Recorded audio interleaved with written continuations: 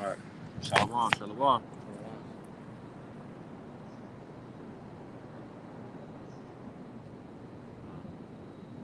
Back at it again. The water Yahawashi for giving us the spirit to do this lesson. Before we begin, we're going to face the east. Give all honor and glory to Yahawah, Bahasham, Yahawah, Bahasham, Qadash. Bring millstone, rule well, and teach sound doctrine. And strong shalom to the hopeful elect. Just a couple brothers here, trying to touch up, stay sharp before camp. And we came across an article.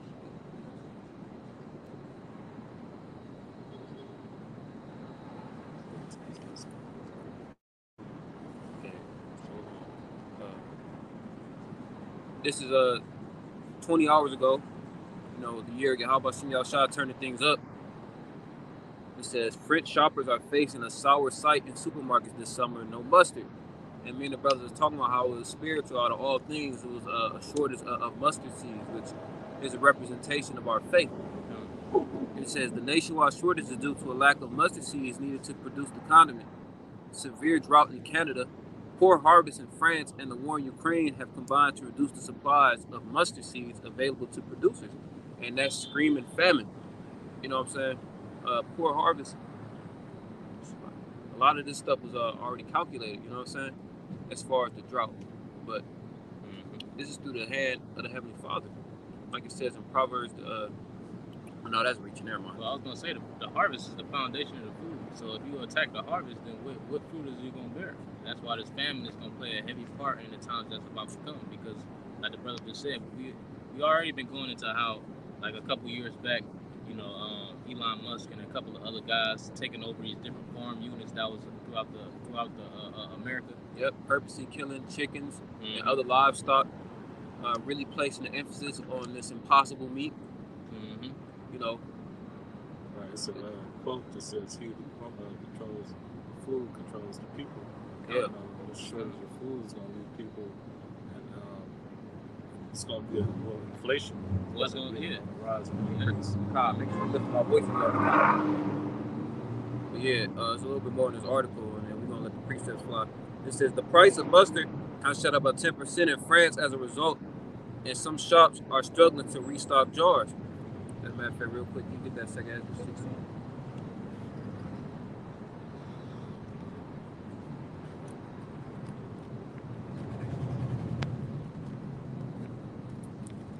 It said, what verse was it again? This is 2nd Ezra chapter 16, verse 21. It says, behold, victuals shall be so good cheap upon earth that they shall think themselves to be in good case. And what's an example of that now? There's still Dollar Trees and Dollar Generals and shit around.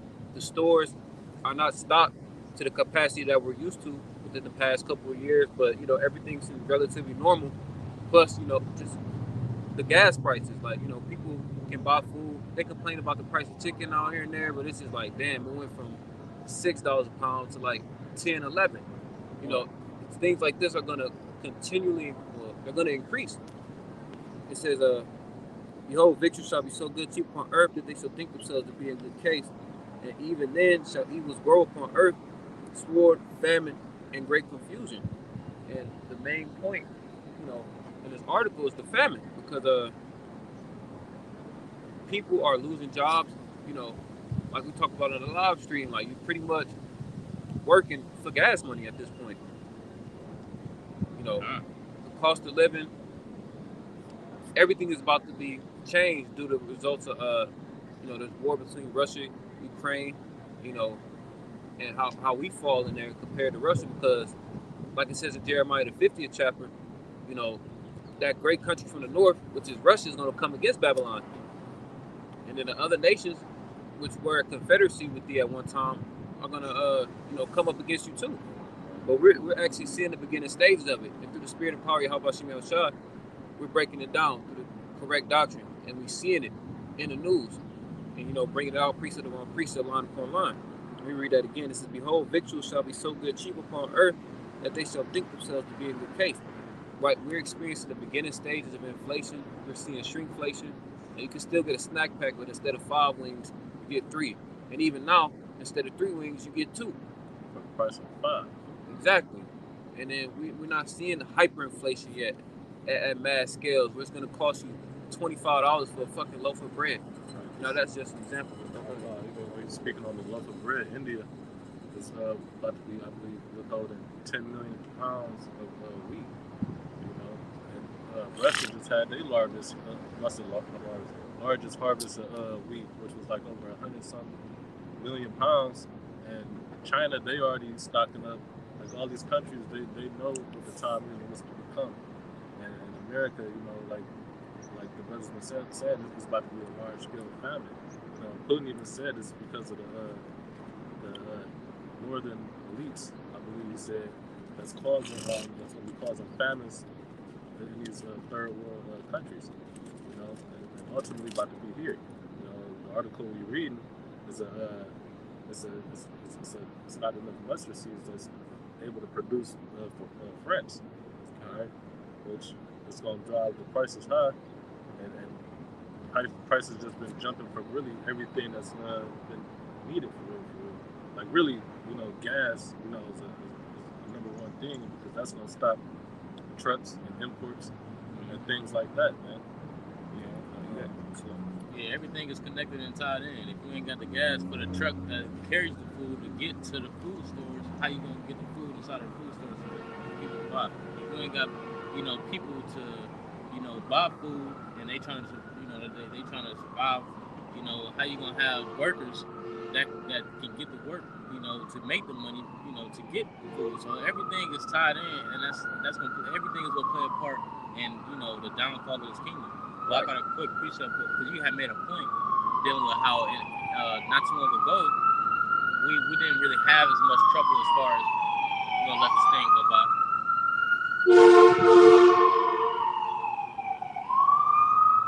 We didn't really have no trouble as far as the storehouses being, you know, having supplies in it. But now we're getting to a point to where supplies are getting, you know, a little bit limited. Yeah, as a result of the trucking and, you know, this calculated food shortage, you know, this is the rest of 2021's food dwindling. Yeah, we didn't even, a lot of people don't think about that. But what was I about to say? Mustard is a common household item. You're not paying more than $4 or $5 for mustard. Everybody house got ketchup and mustard. That's a staple in J community because niggas eating ketchup and mustard on hot dogs, burgers. Shit, they even got it in your fast food restaurants, ketchup and mustard. So imagine how much more that's going to cost when you go to McDonald's and now you get a fraction of a ketchup packet and you still got to pay the same price. Or your meal is bumped up another $2-3 because of that punk ass ketchup and mustard. This is Habakkuk 2 and 3. It says, "For the vision is yet for an appointed time, but at the end, Israel speaking, we at the end." It says, "And not lie, man. This means it's gonna come to pass. It's gonna happen." It says, "Though it tarry, wait for it, because it will surely come. It will not tarry." And one of the things that's happening is these prophecies, which is coming to pass, and one of the major ones is the famine. All right. Yeah, this is Jeremiah chapter 15. I start at the top. It says, "Then said the Lord unto me, though Moses and Samuel stood before me, yet my mind cannot be toward this people. Cast them out of my sight and let them go forth." And let's talk about the rebellion of Jake. We're not really worried about the heathens because at the end of the day, you know, they're going to be slaves. This is for you so-called Negroes, Latinos, and so-called Native and Seminole Americans. This is verse 2. "And then it's to come to pass, they said unto me, whither shall we go forth?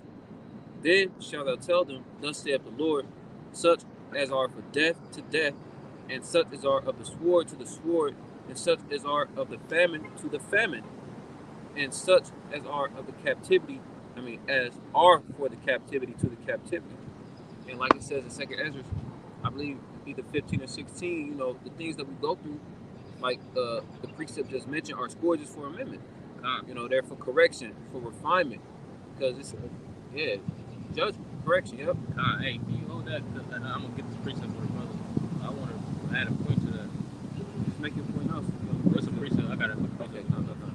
But this is the book of Revelation, chapter 6 and verse 8. It says, "And I looked, and behold, a pale horse, and his name that sat on him was Death. And hell followed with him, and power was given unto them over the fourth part of the earth to kill with the sword, and with hunger, and with death, and with the beasts of the Yeah, so the Lord is about to send a plague. Hunger. Hey, and you know how that's the Lord doing that? Because once again, going back to the point, it's a shortage in mustard seeds, man. You know, what Yahawashi say, and which that's a sign. The Lord is telling, he's pretty much saying, be prepared to have faith, man. You know, he said, be prepared to have the faith of a mustard seed. You know, because it's not just gonna stop at a mustard seed. Matter of fact, I'm gonna get but you know, it's a warning. It made me think of that precept. You still got that comment? I got one real quick. Comment. This is 2 Timothy chapter 3, verse 1. It says, this know also that in the last days perilous times shall come. So this is one of the precepts I thought of when the brother said that. And it's beautiful because you know, what's the one scripture say? Shall he find faith in the earth? Yeah. Our faith is about to be tested. We got to think we're about to receive an inheritance, Lord willing, that's worth more than gold, silver. There's no monetary value. We can't even fathom the reward that the Lord got for us. We just got an idea. So, in order to get that, of course, like the scriptures say in Acts, and a plethora of other scriptures, that we're going to have to go through tribulation. And this is the worst captivity and tribulation that we have to go through. And it's called Jacob's trouble. Yeah. For you people out there that think it's gay, or you think that every time Jake been trodden underfoot, that was Jacob's trouble. No, there's a specific time period where Yahawashi and the archangel Michael is going to have to stand up and defend the people. There's going to be a time that's worse than slavery, the transatlantic, sub-Saharan, the Silk Road. There's going to be a time worse than Jim Crow. There's going to be a time worse than when the Northern Kingdom was afflicted. It's called Jacob's trouble. And it, it's really because the Lord is drawing nigh, man. The closer you get, the closer these birth pains gonna get, man. Yeah, there you go. This is Galatians 6 and 9. It says, and let us not be weary in well doing, for in due season we shall reap if we faint not. That's why we gotta keep the faith, keep growing, keep doing the work, so we can reap the kingdom. So that the angels can reap us. The harvest is getting ripe. You get that Jeremiah 15 back? You got another one?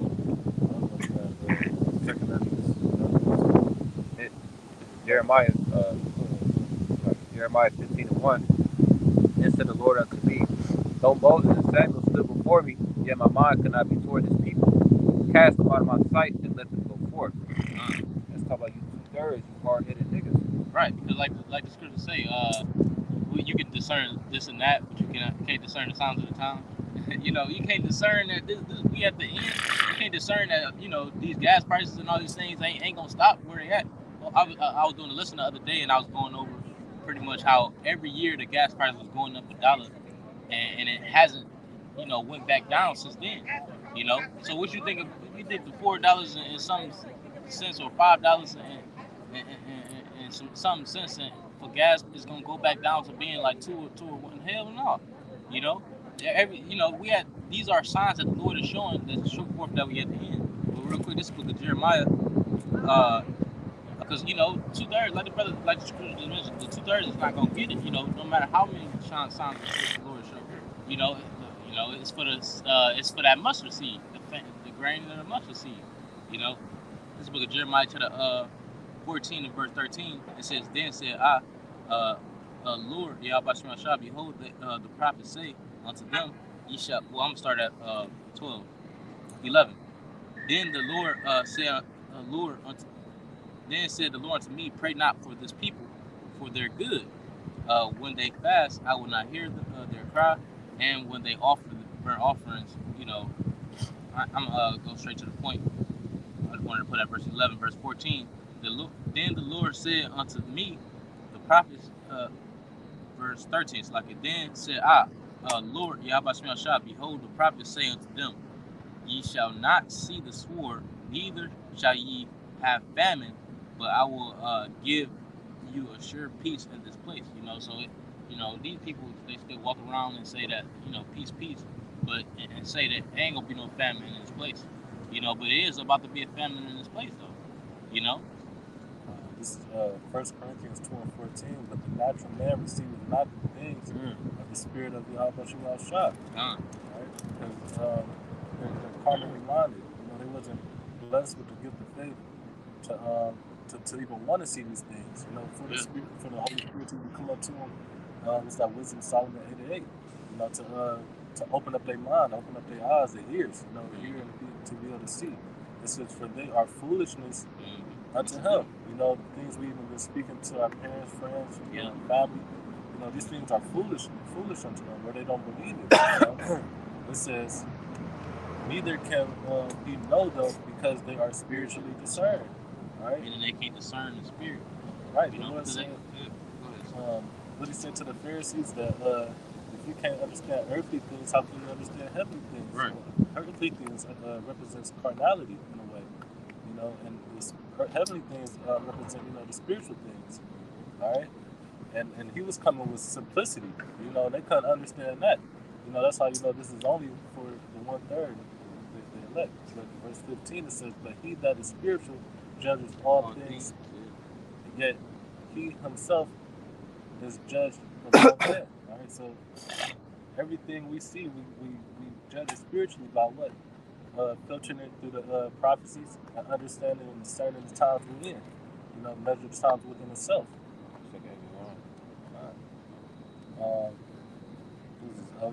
I wanted to go to 2 6 and 18 because like Habakkuk 2 and 3 was talking about, man, the times we're in, the Lord is drawing nigh, not just the way he's doing it and showing his power is through the proof of what he said he was going to do. All right, this 2 6 18, it says, and it said, behold, the days come that I will begin to draw nigh and visit them that dwell upon the earth. You know, pestilences is coming out, new pestilences is coming out, you know, these famines, you know, earthquakes been happening, you know, upgrades and wars among the people, you know, World War III is about to happen, you know, the Lord is drawing nigh, all right, so the more he draw nigh, the more we got to draw nigh, by leaving this worldly shit alone, man, because he must decrease, I mean, it's like it's a bit talking about speaking, we must decrease, and he must increase in us.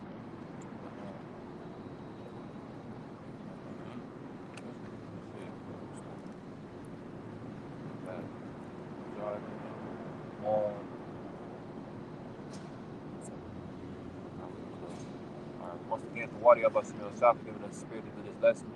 Once again, all honor and glory to Yahawah, Bahasham, Yahawashi, Bahasham, Qadash. Double honors to our elders and apostles of great news from the Rule LT 7 Doctrine. And a strong shalom to the hopeful elect. Lord willing, we'll see you again soon. Shalom. Kwame Yasharaz, blah, blah, blah.